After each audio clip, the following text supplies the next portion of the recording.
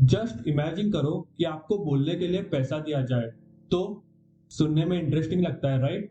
तो आपको आज मैं जो अर्निंग अपॉर्चुनिटी के बारे में शेयर करने वाला हूँ, उसमें आप as a part time and as a full time दोनों तरीके से कमा सकते हो। देखो, इस काम के बारे में सुन के आपको यही लगेगा कि इसमें क्या ही बड़ी अपॉर्चुनिटी है, लेकिन इस वीडियो को एंड तक जरूर देखना, क्योंकि मैं इस काम की क्या मार्केट साइज है इंडिया में वो शेयर करने वाला हूँ, और साथ ही साथ इसके लिए क्या स्किल्स रिक्वायर्ड है और वो स्किल्स को एक्वायर करने के लिए क्या स्टेप्स हमको फॉलो करना है वो भी शेयर करने वाला हूँ। इसके साथ इस काम के जरिए हम किस तरीके से एक क्लाइंटल बेस बना सकते हैं, और सबसे इंपॉर्टेंट चीज, किस तरीके से हम फर्स्ट क्लाइंट को अट्रैक्ट कर सकते हैं, वो सारी चीजें शेयर करने वाला हूँ। और सच कहूँ तो लोग इससे 25,000 से लेकर लाखों में कमाते हैं, वो भी just working as a part time. और अगर फुल टाइम की बात करें तो वो 6 लाख से लेकर 25 लाख तक कमाते हैं ऑन एन एवरेज।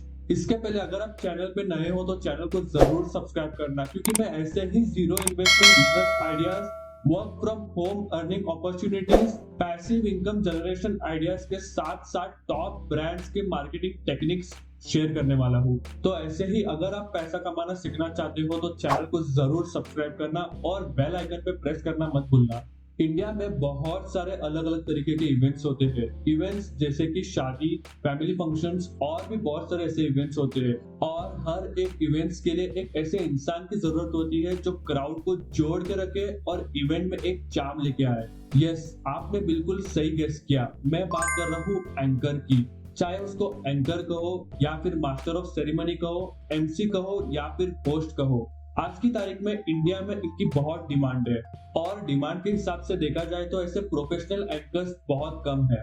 तो सबसे पहला क्वेश्चन ये है कि एंकर्स की कहां पर जरूरत है, इसका एक्चुअल मार्केट साइज क्या है इंडिया में। देखो, मैं जानता हूँ कि आप लोग ये सोच रहे होंगे कि एंकर्स की जरूरत सिर्फ शादियों या फिर फैमिली फंक्शन में होती है, लेकिन ये बिल्कुल गलत है। इंडिया में एंकर्स की और भी बहुत जगह पे जरूरत होती है, जो मैं अभी आपके साथ शेयर करने वाला हूँ। सबसे पहले, यस, वही जो आप सोच रहे थे, मैरिजेस एंड अदर फंक्शंस। एक फैक्ट के अनुसार इंडिया में 1.2 करोड़ से भी ज्यादा मैरिजेस होते हैं एक साल में। और रिसेंटली एक हिंदुस्तान टाइम्स के आर्टिकल में ये पता चला है कि फ्रॉम नवंबर 4 टू दिसंबर 14, जो कि है अराउंड 40 डेज में अराउंड 32 लाख मैरिजेस हुए हैं इंडिया में। तो just imagine the market size. बाकी हर चीज की रिसेशन हो सकती है, लेकिन शादियों की रिसेशन कभी नहीं होती है। तो 1.2 करोड़ में से अगर आप 20% भी काउंट करो, 20% ऐसे लोग जो एडिशनल फंक्शन रखते हैं, लाइक संगीत, हल्दी, जहां पर एक एंकर की जरूरत रहती है, तो भी अराउंड 24 लाख होते हैं। तो जस्ट इमेजिन करो कि हर साल 24 लाख मैरिजेस में एक एंकर की जरूरत रहती है। और एक चीज हमेशा याद रखना, और जो कि आप भी जानते हो, कि इंडिया में लोग शादी में इन्वेस्ट करने के पहले कभी नहीं सोचते हैं, भले एक प्रोफेशन में इन्वेस्टमेंट करने के पहले 10 बार सोचेंगे। और अब तक तो मैं सिर्फ शादियों की बात कर रहा हूँ, इसके साथ घर पे और भी जो फैमिली फंक्शंस होते हैं, लाइक बर्थडेज, एनिवर्सरीज, और भी जो घर के फंक्शंस होते हैं, तो जस्ट इमेजिन करो कि एक मार्केट साइज कितना बड़ा है। इसके साथ साथ और एक इम्पोर्टेंट चीज, मंदिर में जो धार्मिक फंक्शंस होते हैं ना, उसके लिए भी एक एंकर की जरूरत रहती है। सिर्फ फर्क ये है कि वो एक अलग तरीके का एंकर रहता है।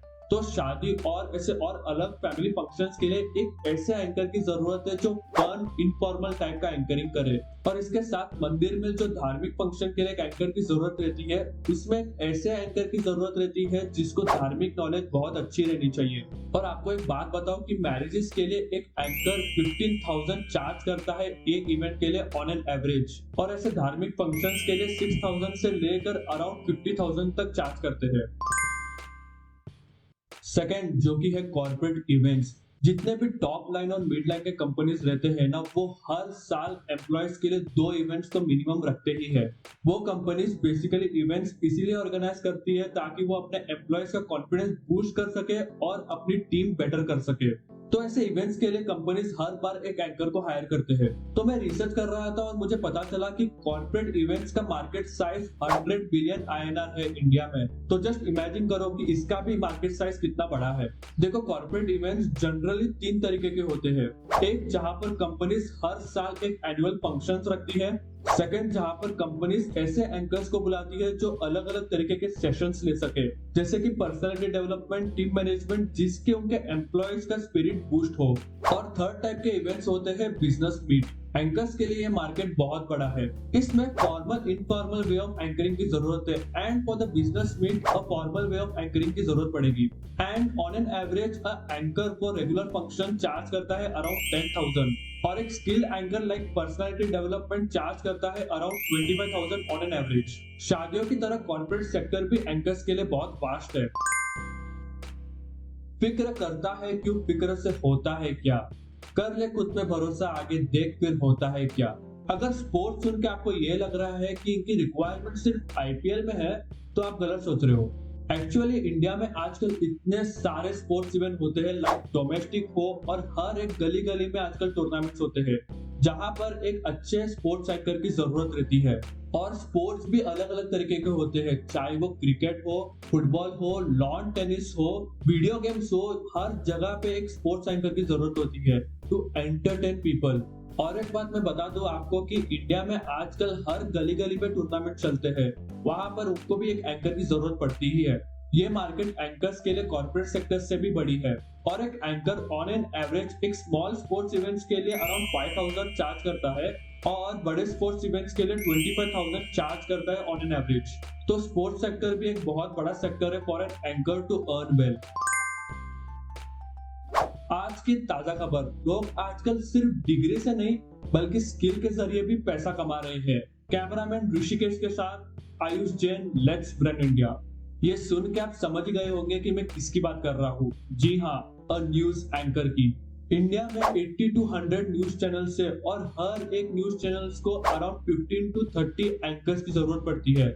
ऐसे एंकर्स जो अलग अलग लोकेशन पे जाके उनके न्यूज चैनल के लिए न्यूज को कवर करे। अगर आप एंकरिंग को as a full time career लेना चाहते हो, तो news anchoring is one of the best thing. इसमें सबसे बेस्ट चीज ये है कि आपको क्लाइंट ढूंढने की जरूरत नहीं पड़ेगी, and as a news anchor आपको मंथली एक फिक्स्ड पैकेज भी मिल जाएगा। तो on an average a news anchor monthly 30,000 earn करता है, और अगर आप टॉप लेवल न्यूज एंकर बन गए तो आप लाखों में भी अर्न करोगे। लेकिन इसके लिए आपको बहुत ज्यादा ट्रैवल भी करना पड़ेगा, लेकिन इसकी सबसे बेस्ट चीज ये है कि एक फिक्स्ड इनकम आपको हमेशा मिलेगी। Next is concerts and events. मैं जानता हूँ कि सुन के ही आप बहुत एक्साइटेड हो गए होंगे। इंडिया छोड़ो, वर्ल्ड में लोग कॉन्सर्ट्स के लिए पागल है। लोग अपने टॉप परफॉर्मर को देखने के लिए कितना भी पैसा देने के लिए रेडी है, और ऐसे कॉन्सर्ट्स के लिए एड्रेसिंग एंकर की बहुत जरूरत रहती है। ऐसा एंकर जो क्राउड को स्टार्ट में एड्रेस कर सके और परफॉर्मर को भी। तो एक anchor for an concert charge करता है अराउंड 10,000 ऑन एन एवरेज। तो ये थे टॉप फील्ड्स जहाँ पर एक एंकर्स की जरूरत रहती है। इनको छोड़ के और भी बहुत जगह एक एंकर्स की जरूरत हो सकती है, like political events, education institution events and many more. ये थी एंकर्स की मार्केट साइज। आप देख सकते हो कि किस तरीके से अलग अलग फील्ड्स में एक एंकर्स की जरूरत रहती है। तो अगर अभी तक आपको वीडियो पसंद आया तो एक लाइक तो जरूर बनता है। अभी नेक्स्ट क्वेश्चन ये है कि एंकरिंग के लिए हमें क्या क्या सीखना पड़ेगा। देखो, अगर आप ये सोच रहे हो कि आप स्क्रिप्ट को रट्टा मार के स्टेज में जाके परफॉर्म करोगे तो आप एक अच्छे एंकर बन जाओगे, तो वैसा नहीं है। आप कभी लोगों से फिर कनेक्ट ही नहीं कर पाओगे। एक अच्छा एंकर वो है जो लोगों से कनेक्ट कर पाए। तो मैं ऐसे ही 3 चीजें आपके साथ शेयर करूंगा जिससे आप एक एंकरिंग करियर को स्टार्ट कर सकते हो। नंबर 1 और सबसे इंपॉर्टेंट चीज, लोग क्या कहेंगे। कुछ तो लोग कहेंगे, लोगों का काम है कहना। छोड़ो बेफिक्र की बातें, कहीं बीत न जाए रहना। जी हाँ, एंकरिंग के लिए सबसे इंपॉर्टेंट चीज़, लोग क्या सोचते हैं आपके बारे में, ये आपके माइंड में कभी भी नहीं आना चाहिए।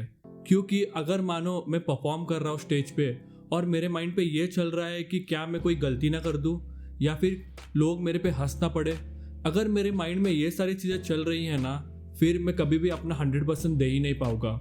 एंकरिंग फील्ड का सबसे इंपॉर्टेंट चीज़ यही है कि हमको थोड़ा भी फर्क नहीं पड़ना चाहिए कि लोग हमारे बारे में क्या सोच रहे हैं या फिर लोग हमारे बारे में क्या बातें कर रहे हैं। और ये तो आप भी जानते हो कि लोग क्या कहेंगे, ये डर कितना बड़ा है। जस्ट इमेजिन करो कि अगर मैं स्टेज पे परफॉर्म कर रहा हूँ और मेरे माइंड में सारे नेगेटिव थॉट्स आ रहे हैं, तो मैं कभी मेरा 100% दे ही नहीं पाऊंगा और मैं कभी भी ऑडियंस के साथ कनेक्ट ही नहीं कर पाऊंगा। क्योंकि जो भी शब्द मैं स्टेज पे यूज करने वाला हूँ, हर बार मुझे कहीं ना कहीं डर लगने वाला है। तो first and the most important thing, as an anchor हमारे माइंड में कभी भी ऐसे नेगेटिव थॉट्स नहीं आने चाहिए। हमें कभी भी इस चीज़ का डर नहीं होना चाहिए कि लोग हमारे बारे में क्या बातें करते हैं या फिर लोग क्या सोचते हैं हमारे बारे में। तो इस डर को निकालने के लिए 3 चीज़ें मैं आपके साथ शेयर करूँगा।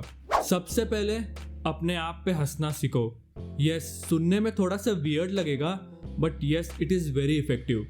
अगर आप खुद पे हंसना जानते हो ना, फिर लोग अगर आप पे हंस भी ले तो फ़र्क ही नहीं पड़ेगा आपको। तो कुछ नहीं तो एक छोटा सा काम करो, मिरर के सामने जाके अपने आप पे हंसो। अपने कुछ पुरानी ऐसी बातें याद करो जहाँ पे आपने कुछ गलतियाँ की है, वो सोच के हंसा करो। आप देखना धीरे धीरे आपके एटीट्यूड में कैसे चेंजेस आने लगेंगे। आपको थोड़ा भी फर्क नहीं पड़ेगा कि लोग आपके बारे में क्या सोचते हैं फिर, क्योंकि जो खुद पे हंसना जानता है ना, उसको औरों के हंसी से कुछ भी फर्क नहीं पड़ता है। इसके बाद दूसरी चीज ये करो कि पॉजिटिव अफर्मेशंस बोलना शुरू करो। अपने बारे में अच्छा बोलने के साथ साथ अच्छा फील करना शुरू करो। अपने आप को आश्वासन दिलाओ कि आप कॉन्फिडेंट हो, आपने अच्छी प्रिपरेशन की है और आप ये कर सकते हो। अगर ये 3 चीजें भी आप बोलना शुरू करोगे तो जब कभी भी आप स्टेज पे परफॉर्म करोगे तो आप कॉन्फिडेंट लगोगे। देखो एक चीज हमेशा याद रखना कि लोग आपके बारे में क्या सोचते हैं वो इम्पोर्टेंट नहीं है, लेकिन आप खुद के बारे में क्या सोचते हो वो बहुत इंपॉर्टेंट है। और पॉजिटिव अफर्मेशन ऐसे ही हेल्प करता है। इसके बाद कमिंग टू थर्ड, अपने आप को एक्सेप्ट करो और आगे बढ़ो।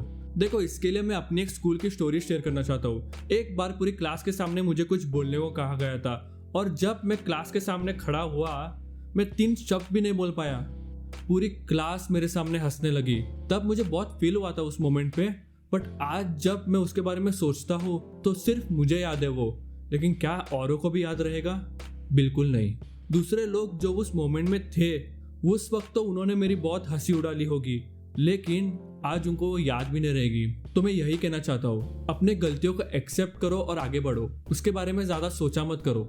सबसे इम्पोर्टेंट ये है कि अपने आप को सीरियसली लेना बंद करो, क्योंकि जो कुछ भी हो रहा है ना 90% हमारे दिमाग में हो रहा है। तो इट्स ओके अगर आप गलतियां भी कर लो। एक बात बताओ, एंकरिंग फील्ड और बाकी दूसरे फील्ड में क्या फर्क है?